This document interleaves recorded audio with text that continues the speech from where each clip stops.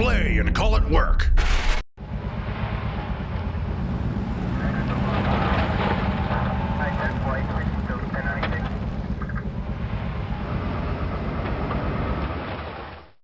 Hey there, Wargamers. Josh here to bring you this week's Sit and Talk, the show where we answer all those submitted questions both by our Vault members and you folks live on Twitch.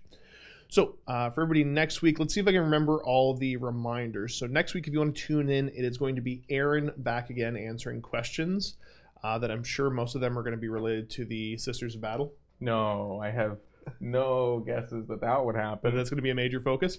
And yeah, other than that, let's see if I remember this real quick. The command, if you folks want to ask a question, and I'm going to open the queue right now, is you need to type !ask, then leave a space, and then put your question. That's correct, Colin? Yep.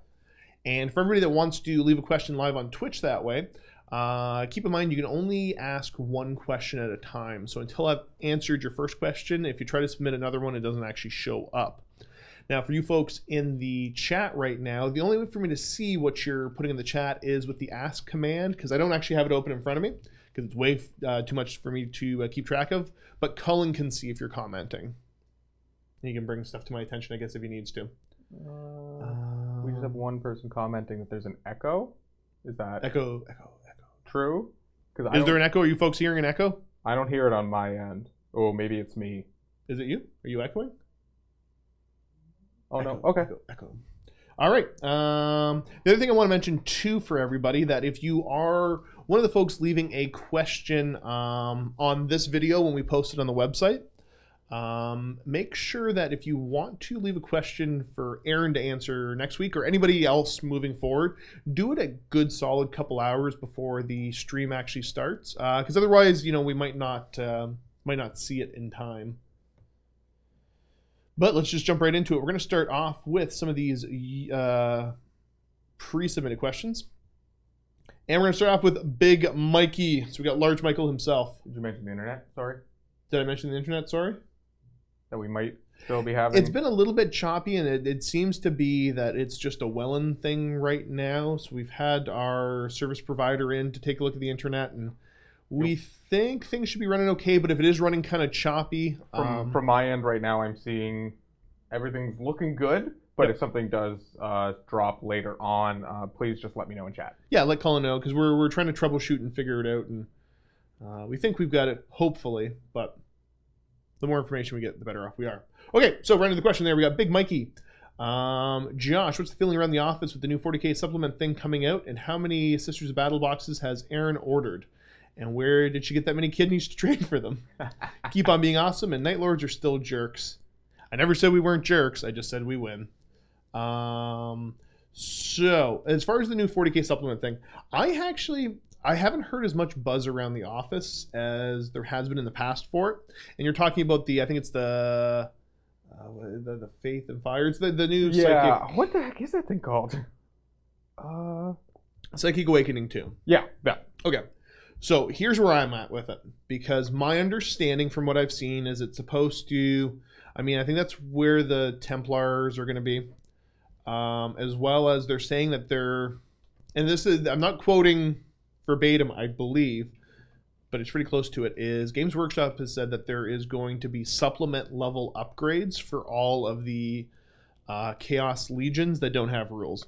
And if you've been around long enough to hear me talk about the Chaos Legions, that's what I think is cool about Chaos. I don't like to do the weird little warband with, a weird little mix. I think the Chaos 3.5 edition book back in 3rd edition was probably the best one they put out for flavor and cool armies. I'm a big 30K fan, so all I can say is that, I'll hold my judgments until I can get the book and read the book, and I really hope they do a good job with it. Because it seems like, because what they've done with the Space Marine chapters is that they've all got their own separate book. There's a ton in there. And to say that, I believe the Chaos guys are supposed to be getting the same sort of update to them, that's a lot to put into a book. I hope they really do it well, because I was really on the train of hoping that before any of this stuff was announced, that each of the Chaos Legions was going to get their own separate, hardcover book. I was excited for that. It doesn't look like they're going that direction. Looks like they're going the direction of here's all of it in one book. I hope they do a good job. We'll see. And then as far as the Sisters of Battle boxes, I have no idea what Aaron has actually ordered in. But they're really, they've shown off some of the models online. I really like the looks of the sculpts. I don't know if it's just how they painted them, but there's something about there's a sense of movement to them, and just the way they've done the just kind of almost, I guess I'd say, proportions of the miniatures. They look really, really good. They look awesome. I think they're fantastic looking. So yeah, I'm really hoping here, as I've been very excited about some of the stuff Games Workshop has done recently for releases, and I've been disappointed with them over the past little while too. We'll see. I mean, it's not like they're making this stuff just for me for the supplements, but it's another one where the Night Lords, I hope they make them cool in 40K, because I find them a little lackluster now. We're going to jump down to the next one here that is pre-submitted. It is AJ Re 210. Re? What was that little town we passed through on the way back home from Adepticon you get really excited about? Or Re? 40 Re had the E on their sign was burnt out. Yeah. So Cullen hadn't, because we were driving back, and I don't think Cullen had said anything for 3 hours. It had been a while. It was a long trek after the plane ride and everything. And then we're driving back in the snow, and all of a sudden he's like, look, Fort Re, and then just went back to being silent. It was awesome. I loved it. Okay, so here's the question. Josh, any plans another MiniWarGaming Blood Bowl season? Will the Smash Mouth All-Stars make a glorious return to the pitch? Okay, so as far as set plans for a MiniWarGaming league, no. Potentially a league at MiniWarGaming? Maybe. How filmed is it going to be? I don't know. I think Blood Bowl is a fantastic game that I want to get going upstairs. I'm actually going to be talking to... if you've seen Tom, he's in a bunch of Dave's Bat Reps mostly more than anything else. He's a big-time Blood Bowl guy. There's a couple other folks that are really into Blood Bowl locally. So I want to get some kind of a season or something going on. I want to get people playing on the regular upstairs. And that might lead to us running a proper league. As far as an all-staff league, no plans for that right now because it's a lot tougher to organize. And I think we would do a better job if we brought in more people to play. And now as far as if I was to take part in it, because again, who knows if I'd have the time to or not, because I don't really get to film anymore. Would it be the Smash Mouth All-Stars? Probably not. I would go back to my first true love, which is my Lizardmen, the Eastern Reptilian Dysfunctionaries, or E-Reptile Dysfunction for short. Best name. Yeah. Best name. That's probably what I'd go back to playing. If something gets going here, it'll give me a reason to... I've got an old Skaven, the original Blood Bowl team, so yeah, they're all metal, and if it gives me a reason to get it done, I'd be down to join you guys. See, that's cool. And I mean, it's funny too, because the last two Blood Bowl teams that release, because it feels like they don't release them they're very spaced out, it feels. Mm-hmm. But the last two feel like they've been really close together. And it's my two teams that are just kind of, not super obscure, but kind of a little obscure. Yeah. Okay, so we're going to jump over to some of these here Twitch submitted questions. We got Mr. Pancake. What do you make of the GW announcement this morning about Square Bases? Very mysterious. I have no idea. And I am excited and terrified. Yeah, I mean... Okay, so if you guys have heard me talk about stuff in the past, I tend to be very blunt in what I say, and I don't try to be mean when I say it, but I honestly, right now, I kind of went, I've been playing Kings of War and enjoying Kings of War lately. So, Square Bases, GW, I got no idea. I have no idea what they're doing about it. I mean, we could sit here and speculate for hours, but I don't think we'll get anywhere. Because you go back to the whole, protecting the IP and all that. Because people are like, look at how popular Total War Warhammer was. Yeah, go back to the old war, the old world. Yeah, with things of Kings of War put it in a new edition, so does that mean that they're going to do something? Here's the thing: is you got to assume so Kings of War put it in a new edition. They've been working on it for a while, whatever. But I think with the Games Workshop being as big of a company as they are, that they plan things out. I could only assume way ahead of time, so they wouldn't be able to react to something. That's exactly where my that's exactly where my first comment was, because actually I was talking about this with Jackson.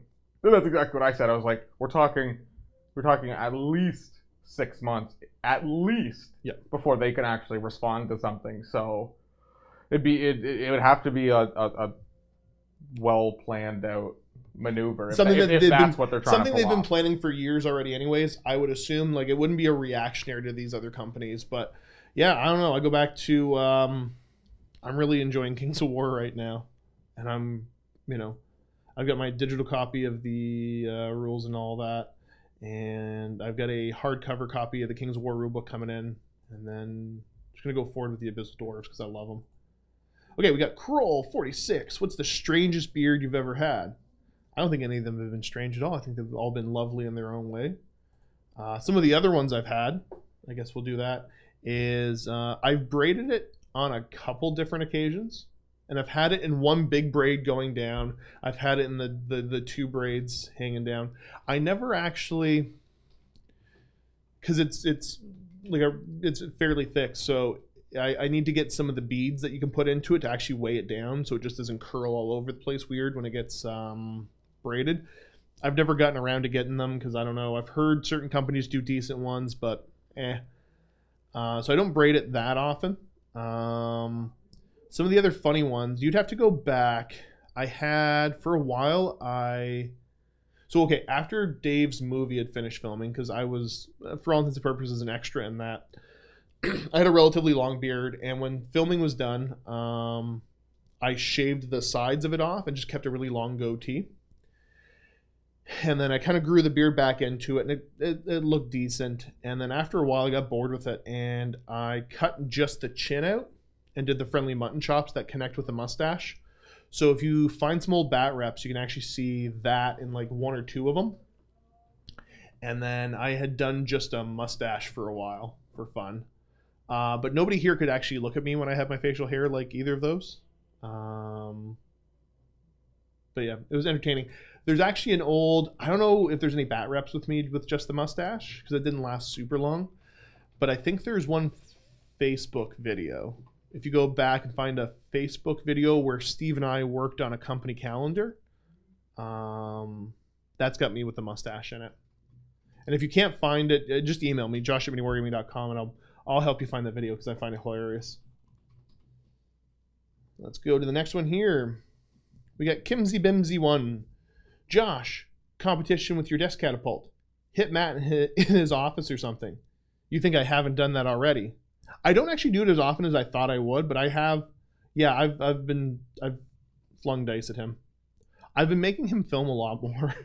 I've kept him really busy, so he's not at his desk as often anymore because he's filming a ton of different stuff right now. But yeah, I still fling dice at him every once in a while. But usually when he's at his desk, he's working too. So it's like when he's eating lunch or something, I like to disturb him. But yeah, I've gotten a pretty good shot with it. Let's go. The next one here. Archmagos. I assume it's Belisarius Call or something like that. I can't see your full name. It is. Yeah. When do you plan to replace your frail organic limbs with better machine replacements? So the funny thing about this is I got a bum leg from when I used to play football in high school. Snapped it in half. I don't have any rods or anything in it, but it never healed back up quite right. So yeah, if they were available, I would gladly chop my leg off because I got restless leg syndrome really bad. That's why I can't sleep at night anymore. I would happily chop that leg off and get a bionic replacement. So I guess when you make them available for everybody else there, Archmagos Belisarius Call, I will be your first customer. I hate that leg. Let's go to the next one here. We got the Darkest Stig. Any plans to do more Twitch live stream content beyond Ironbrush, Shrine, and Sit and Talk? There's a couple other things that we have that we want to kind of plan out, but right now, obviously, there's a lot of focus on the traditional content we're putting out. And I think we're all of the same mindset that when we do something, we want to make sure that it is quality content and it will be sustainable, that we can keep doing it. So there's a couple things that we're thinking about right now, but are we going to be implementing anything soon? Probably not. But if there's ever the chance to jump on, I know for Aeronautica that was a good example. I'd love to do more of that stuff, but we're pretty busy with everything else. But if there's an opportunity to, yeah, I wouldn't mind. We're still right now playing around with the change in our scheduling where we have 1 week that's just full of guests for more traditional bat reps, and then 2 weeks that are a little bit more open in the sense that we can film campaigns or special stuff. I think we, eventually might be able to do a week where we do a bunch of live stuff and it doesn't impact the rest of the content we're putting out. So that would be cool. As far as dates and all that stuff on it, I got no idea.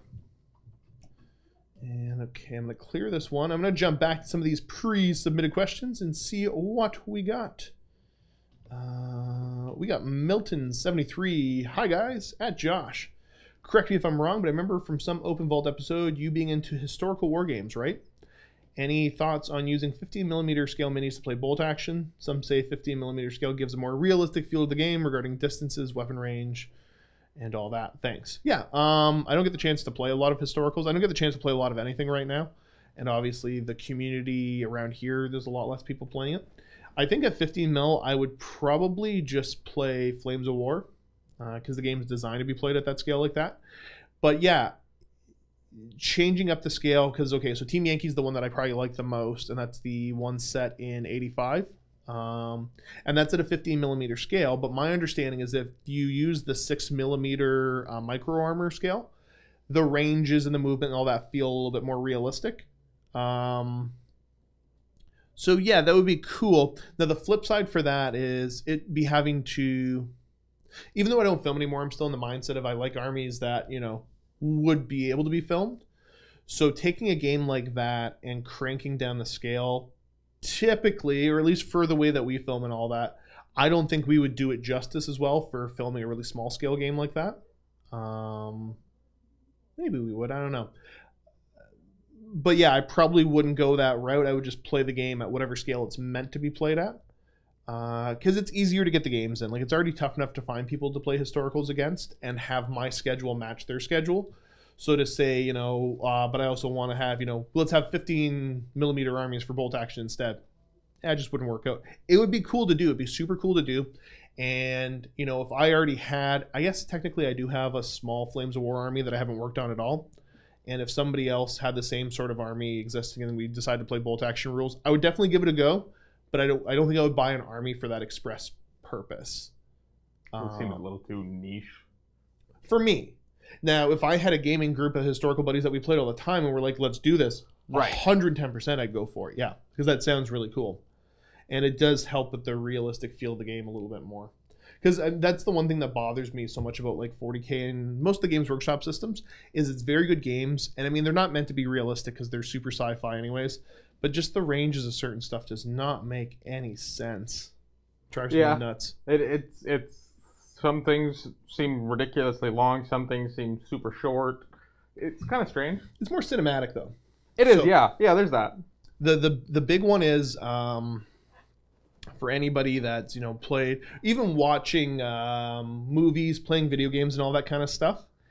If you are go to your local gun range if you want to give it a try, because a lot of times they have the new the beginner's night, so you don't have to really be into it, and see if you can have somebody teach you how to shoot a handgun and try to shoot a handgun at like a third of the range you normally see in the movies, where they're just they're hitting people in the head and just shooting these tiny targets. It's a lot of fun. It's challenging to do, but it's not nearly as easy as everything makes it seem. It's not the most practical use of it. No. But it's cool. It's fun. All right. I never figure out how to say this name. Oudajai. Oudajai. It's on the it's not in there. It's on the pre-submitted ones. Do a poll to see how much interest there is in RPGs. Ask the original question and would 100% back into the Dark Heresy. Yeah, I know Matt's really itching to do, because he loves the RPG stuff. He's very focused, I think, on Dungeons and Dragons, and that's kind of his go-to one. I really like the Dark Heresy system a lot, and I fully accept all of its flaws and the weird things about it. I love the Dark Heresy system, so I think if that, if it was decided, because I have no idea, if he has plans or what his plans are or anything like that.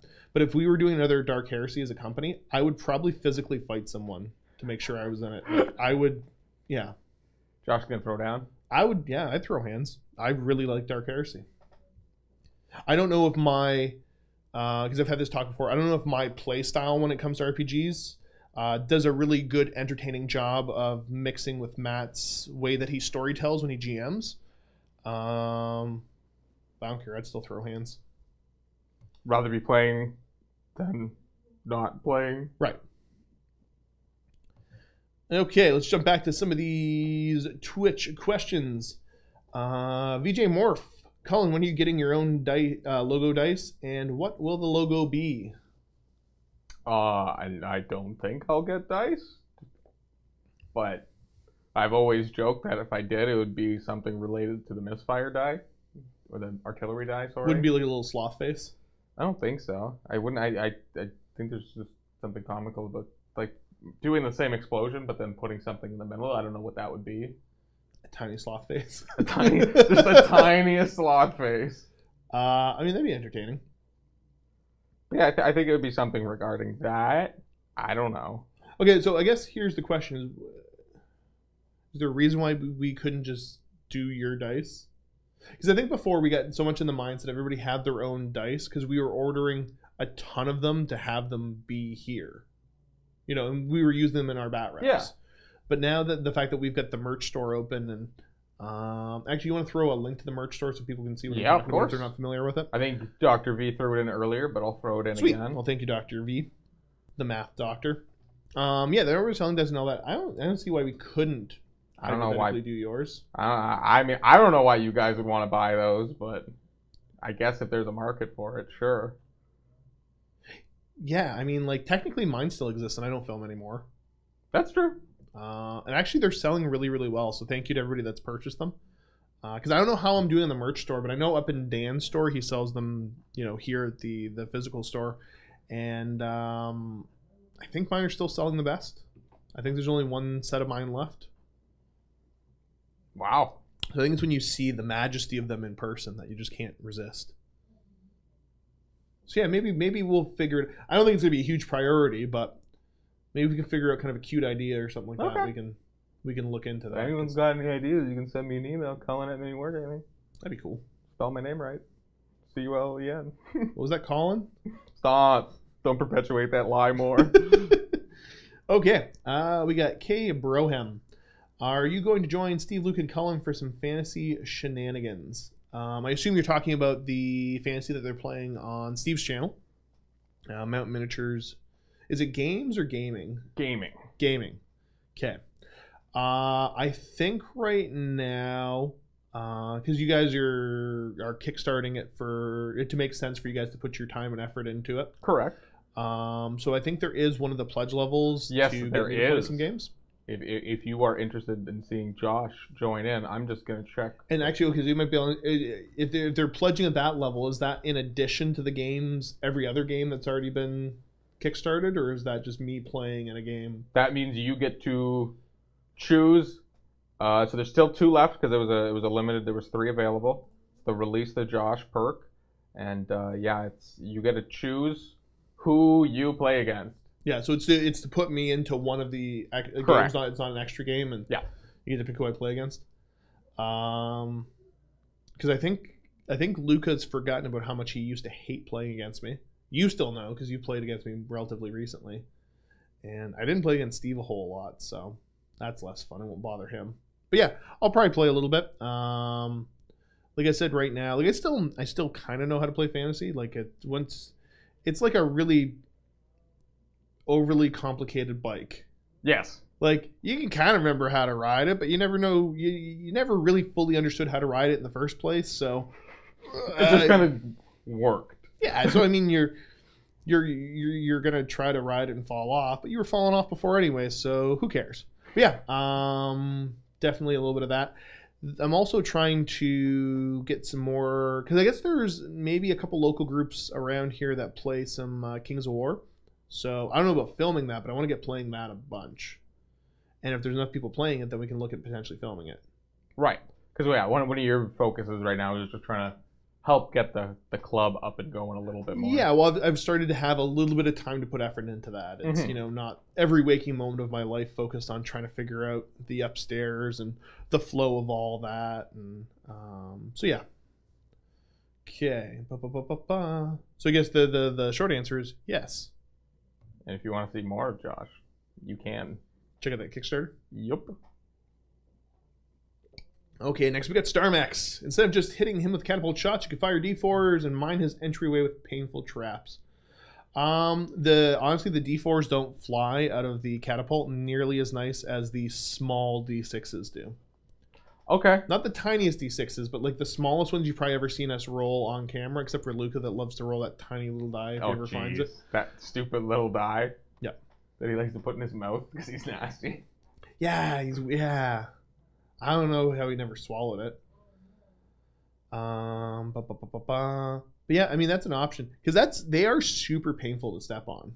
Oh, they're the worst. D4s they're bad. Like you thought Lego was bad, D4s are awful. That's like it's just stepping on jacks essentially. Yeah, well, I wonder if any of the people the metal dice sets, like is that metal D4 one of the worst things to step on? Because it'd be like caltrops. Yeah. Yeah. Yeah, like that would. That's potentially hospital. I knew a guy who I've told this story I guess enough times. I don't know if I've ever told it on camera, but back in my teenage years, there's a fellow who had one of the metal Abaddons, and so he was at home, and he still had a bunk bed in his room, and just kind of used the top of it as a storage. So he climbed up there to grab something, and then he jumped back off of it. And when he did, his metal Abaddon was on the floor, like standing up, and it went right into his foot. Like he had to go to the hospital to get it removed. Like it messed him up pretty bad because he was a relatively big guy. So yeah, there was a lot of weight coming down in that pewter miniature. Gross. I just like the idea of being like the nurse or the doctor trying to like remove it from your foot, and you're like, don't break it. Yeah, don't bend the sword. You're gonna ruin it. I need to paint it. Okay, let's just jump back over here to some pre-submitted questions. And we got Ranza. Last week, Matt said, not many of you guys are keen on AOS. Can you elaborate? Because of the double turns, I'm finding the double turns disheartening. Whether getting them or receiving them feels unfair either way. Are there ways to help mitigate the blow from it with any particular strategy, aside from one or two scenarios favoring the second player and endless spells? Thank you, you guys are awesome. Okay, so I guess I can't speak to everybody else. I can speak to myself when it comes to AOS, is that I know there's a part of me, because I like AOS as a system and I love where it's at. When I think back to filming AOS, excuse me, that feels slightly better. We were filming it when AOS first dropped, and it was in the, because again, like when AOS first dropped, it wasn't a game. Like it was awful. It was words on paper. Really, really disliked it. It was not good. And so trying to film and make bat reps of that, it was awful. It was very tough. It was tough to try to get excited, want to do it. Yep. Build the armies, actually do it. So I think for so many years of slogging through it that way, trying to make bat reps out of it, before things like, the General's Handbook came out and all that, and they kind of released the game proper, I think that kind of wears away on you. Also, I mean, the flow of the game can be a little bit tougher for bat reps because of the double turn mechanic. And actually, David White and I had a good talk about this other day, because everybody talks about double turns, right? Essentially, what they've tried to introduce to the game is it's an initiative mechanic, right? And I don't know why it just doesn't feel as well implemented as other initiative mechanics I've seen. Because I think most of the time, and I'm not saying that this would work for AOS because there's too many models. So most of the games that I can think of with initiative mechanics, so let's use Titanicus as an example.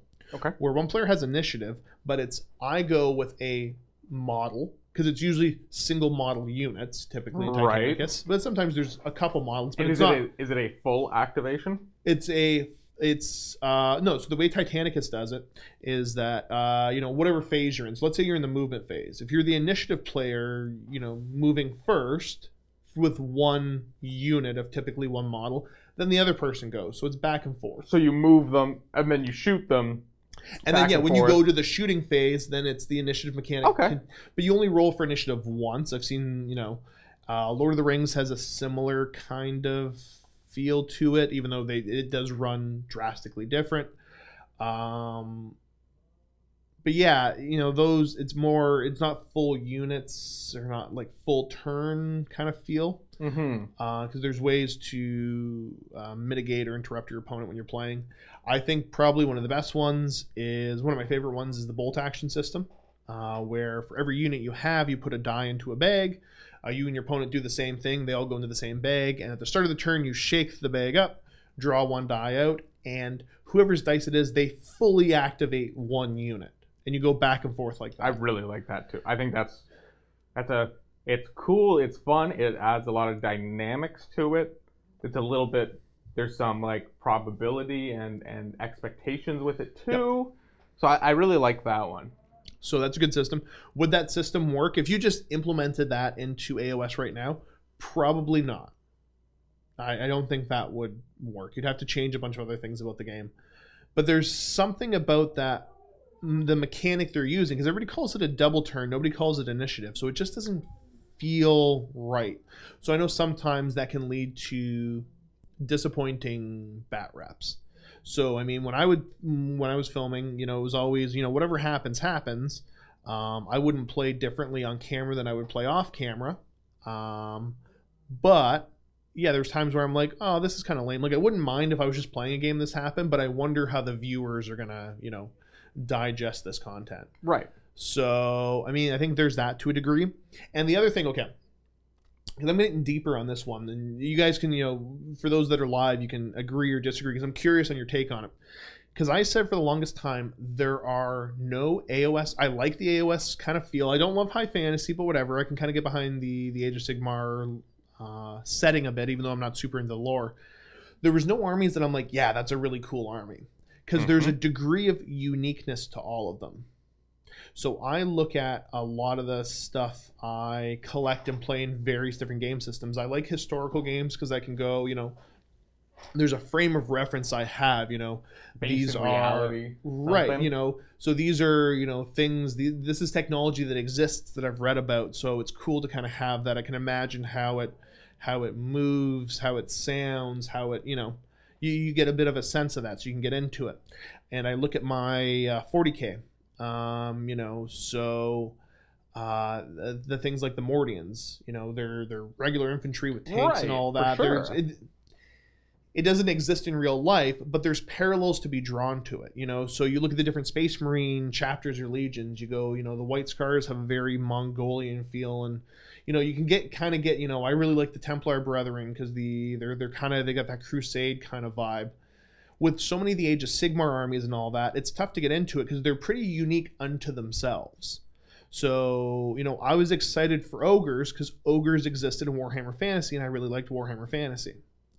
And the thing about Warhammer Fantasy, if you go back to Old Games Workshop, is that one of the major reasons they kill it off is the reason it drew so many people in the first place was because the armies felt like something else, You could be new to Warhammer and go, oh, these are little goblins. I've watched Lord of the Rings. I kind of got a little bit of a sense like there's something to give me that hook into it.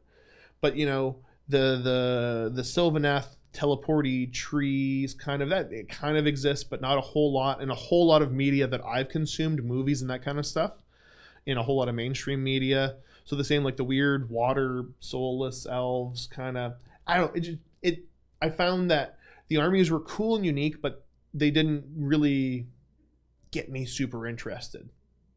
Yeah, no, I'm in the same boat with that. I don't know if it's just the fact that I don't know if it's just the model itself doesn't really display all the craziness about what the lore is about these things or what, but I definitely feel slightly detached from it as well. Well, because all that really exists is the model of it. If there's not something that you've seen in a different form of media, sometimes it can be tough to get really interested on it. So that's, I guess that would be some of my suggestions on maybe why, you know, it could be tougher to get into it. Now, one of the other things too, I think I can talk about us, is that you rarely see content producers playing 40K against each other. Rare occasion stuff. It's usually for some kind of special reason. Because there are a million guests always coming in. For Age of Sigmar, there tends to be a much lower percentage of people coming in. There's still plenty of Age of Sigmar guests. They're pretty much all fantastic. Even the group we have right now. Yeah, exactly. You know, 6 of them that all there's play? 6 of them that all play. I think 4 of the 6 play AOS. I think there's Actually, you know what? Yeah, I think all 6 of them play, but there's 2 that don't have their armies done yet. So they're playing 30K instead. But more and more you have content producers playing content producers, which means that, you know, there's a little bit more pressure to, you know, get so many games in within a certain amount of time.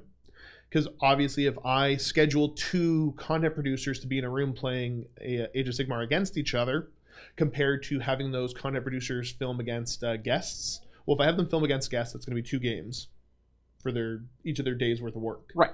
You know, if I put them both in a room together and say, you guys get a film, the expectation is, you know, well, you know, it'd be lovely if we could still get 2 pieces of content out of that.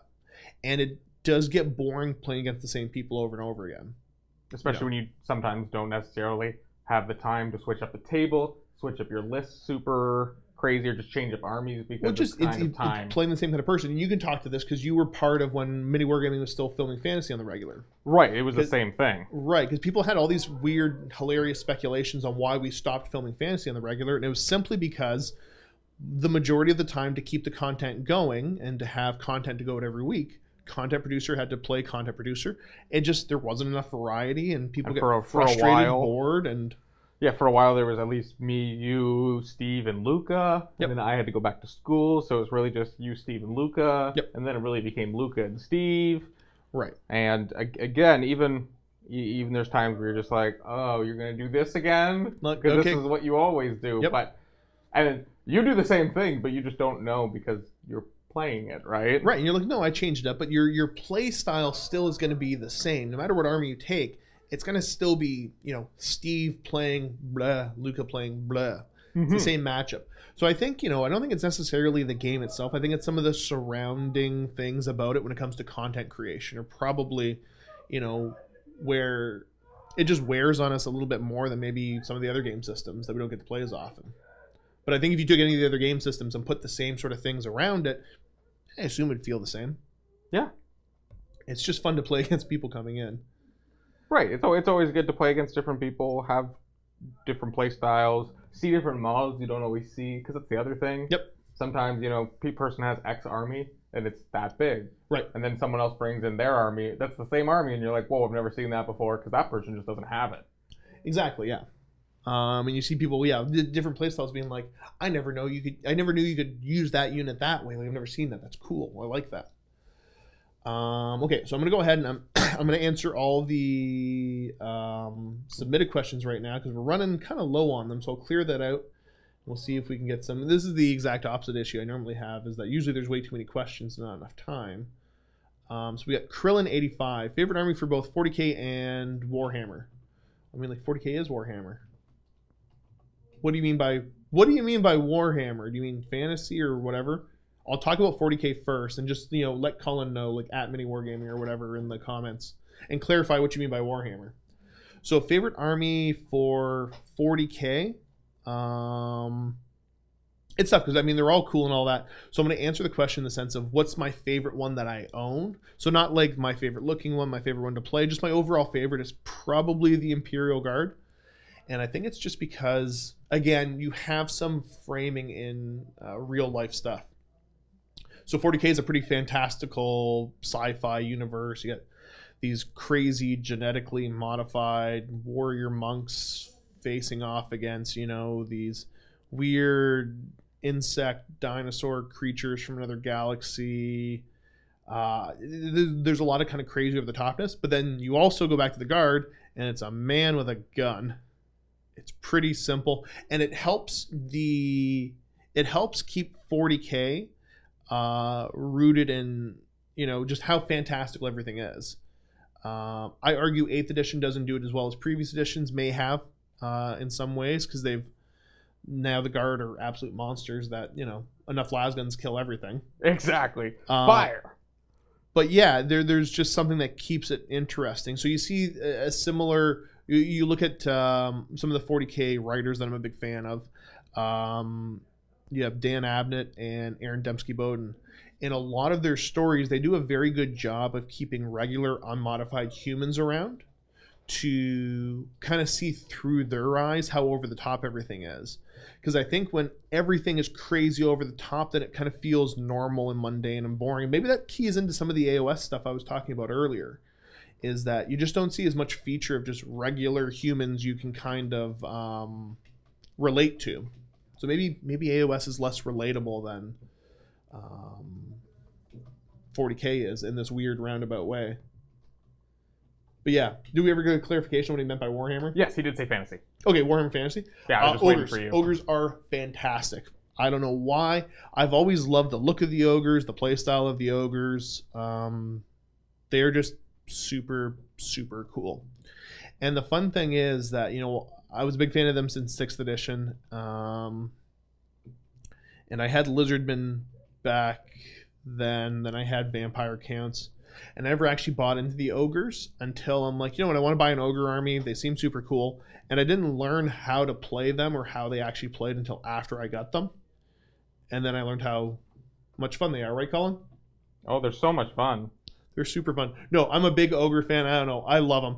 And I don't usually have, as much of a super, connection to a certain army in the sense that, this is the army I love and nothing else. Because, in 40K I own a bunch of different armies.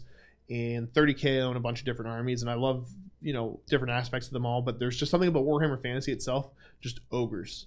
And I think maybe that's part of fan. Like, going back to our AOS thing just for a second is like, I think like everyone has the army they play, no doubt. Because mine's rats, obviously. Yep. It's Skaven. No matter what, if they put out space rats, I get them immediately. Yep. Anything to do with the rats, I'm always a huge fan of. So Yep. I don't know if that is also related to the previous thing about the new AOS armies, but yeah, maybe something about like the fantasy armies just feels so personal. Right. Yeah, there's this weird personal connection to them. Okay, we're gonna jump over to Miso 82. Colin, you could double check. I don't think there's more of this. Okay. But it's 14, 15, yeah, I see it here. The last word just awful? Just awful. Okay, cool. So, hey Josh, are you a fan of Magic the Gathering at all? I used to, I feel like I was a fan back in high school. I used to play in high school and a little bit out of college, not a whole lot. So I had a ton of fun. Actually, yeah, I was playing in elementary school as well. I never got into it as much as like somebody like Cullen did. Yeah, actually, Miso just actually also said to me in chat, do you play? I still do. Nowhere near what I used to. I used to be back, for those, this won't make sense to anybody who doesn't know, but back in Innistrad Return to Ravnica is when I started, got into Standard, played that hardcore for a while, into Theros block, and then dabbled into Modern with Khans of Tarkir and stuff, and then school hit. Yep. And then that's when finances were just like, cannot support this hobby no longer. And especially because then I started working here and getting more into Warhammer. And one cannot have two, a cardboard addiction and a plastic addiction. It's true. It's very hard to keep up with both. So I have since dropped playing a lot of Magic. I pretty much exclusively play online now on Magic Arena. Now that they've got, I think it's a pretty good platform. Like I enjoy playing the game. I know it's got some faults, and I wish they had older cards so you can play older formats. Mm-hmm. But that's pretty much my thing of Magic now. Just I'll play drafts on Arena. Okay, so maybe because you know a little bit of the history of it all, so I'll see if I can make sense.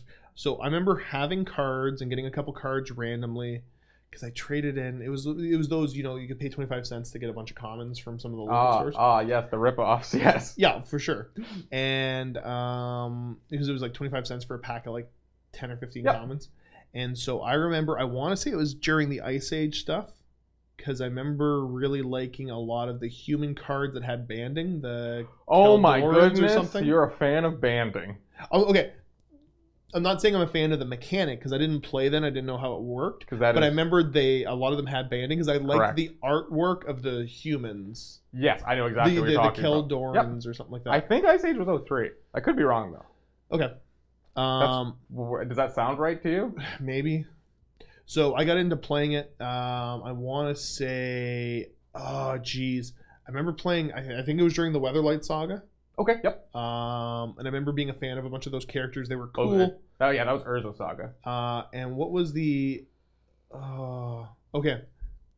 Let's see if I can. Oh, the one set where there was the Mirrodin or whatever. It was an artifact. Sorry, we had a thing. Yeah. The thing happening. Yeah, my bad. Done. Yeah, that one. Good. Okay, good.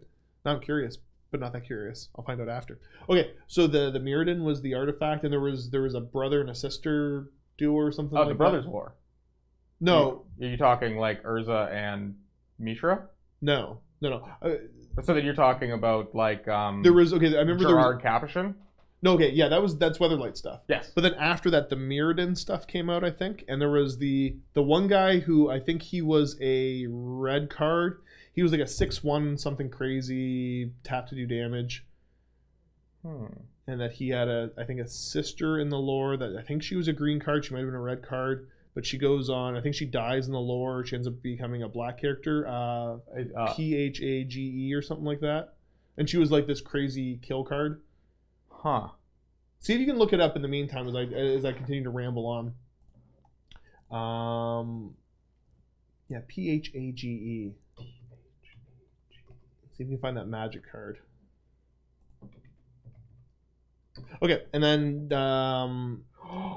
Phage. Yeah. I know who you're talking about. So I was playing during that era too. Yes. Okay. Yeah, because I had a buddy who had a Gravedigger deck that I just hated. Yeah. So anyways, I have been back and forth playing Age of Sigmar Champions. Kamal, yes, okay, yes. Thank you, Wadeen. Excellent. Yes, I'm not going to try to say your name either because I can't see it. So anyways, yeah, I play Age of Sigmar Champions. I don't really play in person anymore. I just play the online version of it. I think it's fantastic. I still play that game online a little bit too. That's a wonderful card game, honestly. I really enjoy the mechanics of that game. Yep. And it doesn't really feel like very pay to win. You can still go on, play, and have fun. Mm-hmm. They give you the starter decks for free when you do the tutorials. That's all you need to get playing. It's pretty easy to earn the regular gold, the in-game currency you can use to buy packs of cards. You could spend money to get more cards if you want online, but it doesn't really matter. And they're the ones that if you have the physical cards, you scan them in, you get a free digital copy of it. But I just play online now because it's easier. I think, yeah, the app's free to download and all that. It's fantastic. Games outside of work that aren't GW. I mean, there's stuff I collect, not that stuff that I get to play a whole lot of or at all. So the games I would love to get into playing a little bit more of right now would probably be Drop Fleet Commander. Because I really haven't had a chance to play a full game. I've played one or two demo games. I've got a painted up fleet that I think is a decent size, but I don't know because I haven't played enough. Yankee's another one, but again, my schedule doesn't mesh well with the guys that play Yankee here. I just don't have the time to get out. And stuff that isn't Games Workshop. I think mostly I've been playing a bunch of 30K whenever I can. I say a bunch, like I've played maybe 3 or 4 games recently. Okay. Yeah. I just have another question for me so that I don't feel like typing, so I'm going to answer you live. You asked me if I play D&D in my spare time. I do. I play with Matthew's groups, and Steve and Vito, Luca, and the other one. I did have a group going with some friends up in Toronto, but that one's kind of recently fallen through with some end of summer like busyness, and we just haven't restarted. I'm hoping that we'll get something back going in the new year. And am I still studying? No, is the answer. Okay, so we got one more here as far as the pre-submitted ones, because I've got them all from when we started. I'll double check to see if anybody else got in last minute because we didn't really announce it proper. Jack Streicher at Josh. Read this in a shouting, angry German Schwarzenegger accent. I can't do a good Schwarzenegger. Can you do a good Schwarzenegger? Oh, no, you're asking the wrong people. We need Vito. Yeah, Vito does a good job of it. Yeah, come on, when will there be an Ogre Mod Tribes battle report with you? I thought it was pretty good. I enjoyed that. Yeah, it wasn't terrible. If I practiced, I might have been able to do better. When will there be an Ogre Mod Tribes battle with me in it? Well, the thing is, Matthew has continually borrowed my Ogre Mod Tribes army because the studio one isn't ready, so it's like I'm there in spirit. But actually having time to play and do a bat rep, I am so out of practice with Age of Sigmar. So out of practice. I've skimmed through the Ogre Mod Tribes book. It looks cool. I gotta actually play it. Realistically, I'd want to play at least a good solid half dozen to a dozen games off camera before filming one. It's not going to happen anytime soon. Unfortunately, I just don't have the time for it. So yeah, as far as filming, because the thing is that, you know, if I were to film a bat rep, I'd want to have a certain level of experience with the army I'm playing, and I'd have to be playing the game enough to understand my opponent's army and everything else. It just wouldn't be a good video. It's as simple as that. So, like, if I really needed to find the time for some reason, I might hypothetically be able to, but it would be an awful video that I don't think you guys would enjoy because I just I wouldn't be happy with my performance as a content producer being so out of practice. So that's kind of my answer. Get to the chopper.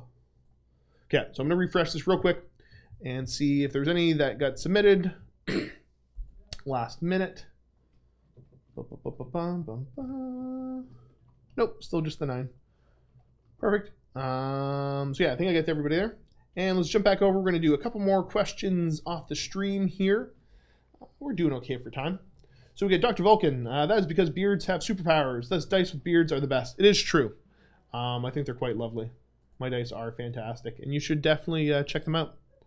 Because yeah, we've got them in the merch shop. We've got them here at Dan's. I got a bunch at my desk that I throw at people for fun. It's good overall, and there's just something obnoxious about them. I don't know why. Like, are they obnoxious because of how they look, or just because I would just always yell at people when I rolled them? I don't know. Actually, like, has my obnoxiousness actually, you know, transferred into permeated into the dice? Like, are they a part of the dice now? I don't know. Someone just pointed out they also look like Santa Claus dice. Oh yeah, totally. I never really put those two and two together. Just now all I think of is Santa. Yeah, and who doesn't like Santa? Everyone likes Santa, right? Yeah. Okay, we got Sasha Stormcrow.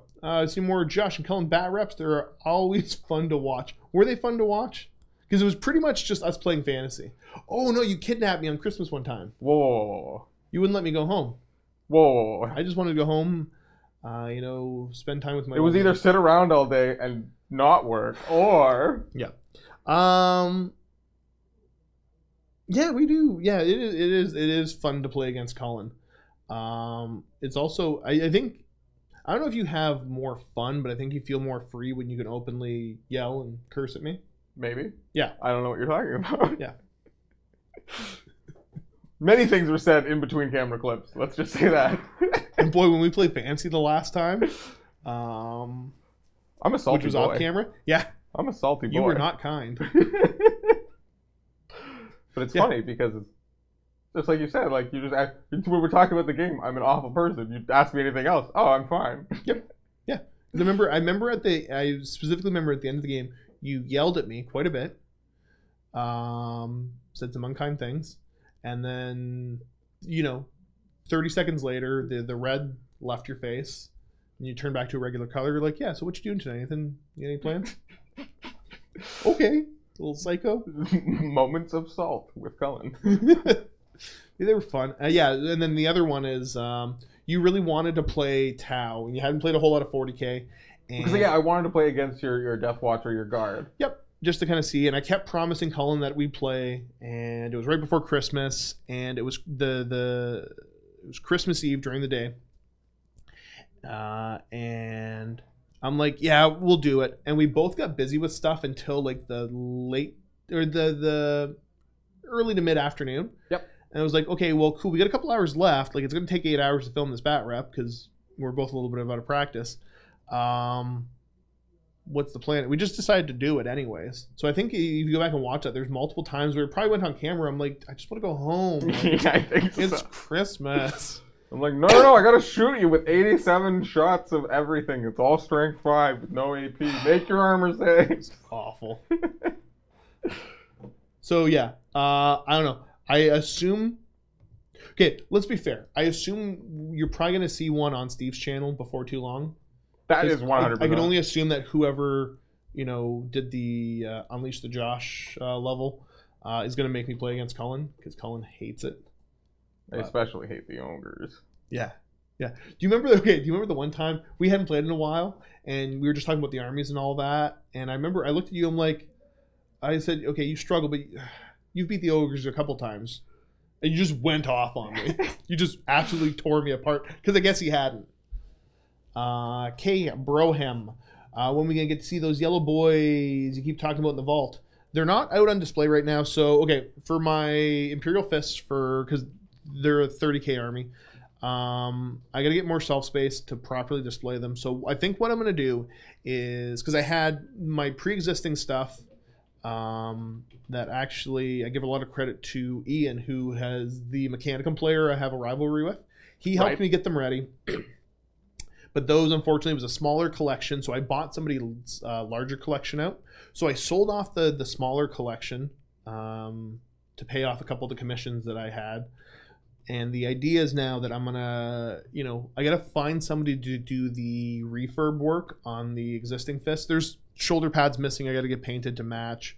I got to get the basing fixed up a little bit. So I'm going to see if they had something that, one of the local guys is interested in. Excuse me, and I want to add another couple of units to it and then call that army done. So I usually use the the guys at FK Paint Studios or Painting Studios. I can't remember exactly what they call themselves. They're a local paint commission. They do a fantastic job. They've done a bunch of jobs for me in the past. They're probably one of my go-tos. So, but they're booked up for a while. So I got to find one of the local guys that's willing to take on a commission / refurb, because the big thing for the fists is the yellow's so important that you have it matched, because otherwise it looks painfully obvious that it's kind of a patched together army. So I gotta find somebody willing to take the job on. So I guess if you happen to be a local commission artist watching this right now and you're looking for work, give me a shout, because I get a lot of stuff commission painted because it's the way I prefer to get it done. But if you actually want to see them, because I assume you say see as in you just kind of want to see the army on display. I don't know. Soon. If there's specific stuff you want to see, let me know. And maybe I'll make, if I won't remember. If Cullen remembers, next week for the open vault, we'll try to show off a couple of them if you want to kind of see what it looks like. And even just, I guess, sitting in their bins right now, you can see what they look like, what I have in the army. Okay, so we got to close the queue eventually. When are we going to give them to, Cullen? Do we give them right till 3 o'clock? 2 minutes? Yeah. So you get 2 minutes to put your questions in. And if you miss that cutoff, then I'm sorry, but there's nothing I can do. Okay, so let's go through these. StarMax 145006. How are the Custodies coming, Josh? From one, Josh still building his Custodies to play in Apocalypse. Also, are any of the staff at MiniWarGaming Age of Sigmar champions? Our AOS champions, Knight, Herald, or level judge. I don't know what that is. I assume that's their judges and promoters for the game. Oh. I don't know. I guess Magic shut down their system for that, right? Their judge system? Yeah. Oh, I don't even want to begin that. The judge. Yeah, I know there's drama behind it, but I assume it's similar to that. Right. Okay. I didn't know that one could apply for those things. I don't know what that really necessarily entails, but yeah, I don't know if there's anybody around here. If there is, none of the staff are at all. I think Colin and I are the only ones that still play a little bit. And I dabble in the sense that I'll play 5-10 games when I go home after work some nights, Sometimes I'll play more, but that's probably an average. And how often are you actually going on playing? Because I don't think I've seen you online in a while when I'm playing. Yeah, I'd say I'd probably maybe cause I'll play Magic probably once every 3 days for an hour. Yep. And then maybe 1 in 4 times I choose champions instead. So maybe once every 2 weeks I play. That's fair. Okay. And the Custodies, The fellow I'm having paint them is I don't think he does a ton of commission work. I don't know if he's done a whole lot in the past. And I never actually asked his permission to talk about him specifically, so I'm not going to give away his name or anything like that. I've got a bunch of the guys on foot that are done. He's taken a while to get the bikes done. And it's just there's way more detail than what he had originally assumed. And, I think had a new job pop up and all that. So when he took the commission, that's what we discussed. I'm like, there's no actual time limit on this. I'd like them back eventually, but, get them done. And I'd rather you make the commitment to painting to the level that the test model was, as opposed to rushing through them for any reason. So he's sticking to that. When are they going to be done? I got no idea. I harass him every once in a while. So right now I have all the guys on foot and the Dreadnought done. But I still need my 9 bikes back, and that'll be my 2,500 point list. That's built for 30K, because that's my favorite game system right now overall, I think. Okay, so one last one here. So this is your last chance. Put questions in right now. Go. I'm gonna close it in a second. So Miso 82. Lastly, you still play Star Wars Armada at all? Game was amazing. You had to shoot first, and it got good views on the channel. So it got mediocre views on the channel. It got like 0 vault signups. So it what really was that? Armada. Oh, I thought it was fantastic. I haven't played it in ages because like nobody played it around here. Quirk was playing it. It was pretty much just me playing against Quirk for the most part. There weren't a whole lot of guests coming in. It really wasn't Quirk's type of game. So if there was, put it this way, if there was people that were upstairs in the gaming hall on the open gaming nights playing Armada, I would get back into playing Armada immediately. I loved it. X-Wing, couldn't be bothered with anymore. Armada, still really looked cool, felt cool. But no, I haven't played it in forever. And I'm going to go ahead and close the queue now. So if I click close, it doesn't take anything away for questions already there, right, Colin? Okay, close. All right, so we're going to go to pick next here. Oh, now you got me thinking about Armada. I really like that game.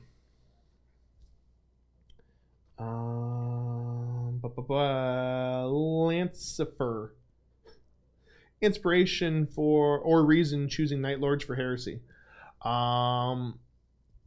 Probably what got me into Night Lords was the old 3rd edition, I believe it was called the Index Astartes book, that had lore on all the different Space Marine stuff. And it was the Night Lords. I saw that paint scheme. I'm like, this looks cool and different. There was just something kind of dark and brooding and cool about them that I liked. The lore sounded cool. I'm like, these are interesting bad guys. And that kind of got me interested in the first place. And it was always in the back of my mind I wanted to do them. And then same thing with the 3.5 edition Chaos Codex. They just sounded cool. They looked cool. And then from there, when I was coming into film as a guest with MiniWarGaming, and the MiniWarGaming crew was getting Heresy armies, Steve said, hey, if you want to jump in too, now's a good time. So I decided to go for it. Night Lords were always cool, so I got them and just never looked back. I don't know. When I was younger, I read they're one of the first Chaos Legions I read about. I'm like, these guys are cool. Because I never really liked the demonic stuff either, like the proper Chaos stuff. So the fact that these guys were traitors that, even though they make use of a lot of it, they're big time hypocrites about it. They really turn their nose up at other people that do. I don't know. Something about that spoke to me. And do guests play Heresy Bat Reps? Because they're rare. Yeah, there's definitely a lot less guests playing the Heresy ever since 8th edition dropped for 40K. But that being said, we got 6 guests in the studio right now that are filming Heresy Bat Reps. They're also filming AOS while they're here, but I think all of them are at least doing one Heresy Bat Rep. I guess some of them are 2v2s. But yeah, there's less guests, but there seems to be a little bit of an upswing, and I'm actually meeting with some of the guys out of Buffalo that play 30K tomorrow night, and seeing if we can set up some regular evenings for people to come in here. So the big thing is, it's just getting people into here playing that are local. And that's when you have a lot of locals playing that you start to see a lot more of the Heresy or other kind of games pop up. because I feel a lot more comfortable having it be semi-regular scheduled content, because I know we're going to have something for it. It's not going to be one of those, I have, we got 30K now, but I got no idea when we're going to get 30K again. So, Exactly. I don't push it as much. So I'd love to see more Heresy stuff on the channel. I think it's fantastic. Honestly, I got no idea how well it does as far as signups or views. I just like it. Let's get these last couple out. We got Curl46. Whose dice sell best? No idea for the online store, because we haven't had it open long enough to really know. Yeah, I mean, we have preliminary numbers, and orders have been going pretty decently. I know Aaron's busy, so yeah, I know. I think we'll know better after like a month or two. Yeah. Oh yeah. Whose are the most popular? My understanding is that in the store up front, mine are the most popular. And if I heard anything in the very early stages, Luca was winning, but again, I don't think that actually means anything. He was for a little while, but I think now he may have caught up, because I still have one set left up there. Okay. But I think he has a couple sets left. So I think I've sold the best, but I'm not 100% sure. Decent. Which I find funny. K. Broham, favorite war-themed movie? I'd probably say we're split between Apocalypse Now and Full Metal Jacket. Ooh. They're both pretty classic. I gotta say Private Ryan, because again, classic. Yep. And Dunkirk, because awesome. There's a lot of, there's some different ones. I mean, oh geez, yeah, now you got me thinking about it too much. Like Zulu, stuff like that. There's some good movies out there. I do think I lean towards some of the more old school stuff, though. Yeah, right. And then that's, I think it also when you grew up as well, right? Yeah. Boomer 4, 5, 6, 7, 8. Is the shop new? Is there something you really need to have? Our online merch store is relatively new that we've got set up. And is there something you really need to have? Yeah, beard dice. Get more beard dice. They roll well, I guarantee it. Last but not least, we got Dr. V, the math doctor. Josh, I would still like to see you play another AOS match or record some Team Yankee or Flames of War. You know what, buddy? I would love to have the time to do it right now. Like I said, it's not super realistic. Maybe there'll be some way for me to do it at some point. Who knows? You know what? I've been talking to Phil from the Glacial Geek, because he's coming down in a little while, and maybe we'll do something on his channel, so I don't feel the pressure to be as knowledgeable. Perhaps maybe we'll try something out, because I had some different games that I could get him playing. I want to do some more Aeronautica. My stuff's out getting painted right now, but I had a lot of fun with Aeronautica. But that wraps up for today. So first and foremost, thank you to everybody that submitted questions, because if you didn't do that, that'd be pretty boring, because it'd be me it would be not the sit and talk, just the sit. I'd sit in front of a camera for an hour and just kind of, not do a whole lot of anything. So yeah, thanks to everybody that submitted questions. Make sure that if you want to submit questions for Aaron next week, you do it on this video on the MiniWarGaming website. And try your best to get them in. I mean, at least I'd say if you do it a day before the sit and talk is probably your safest, just to make sure it posts properly and all that, because that way we can get to all of them. And yeah, other than that, thanks to everybody tuning in. Keep being awesome, and as always, happy wargaming.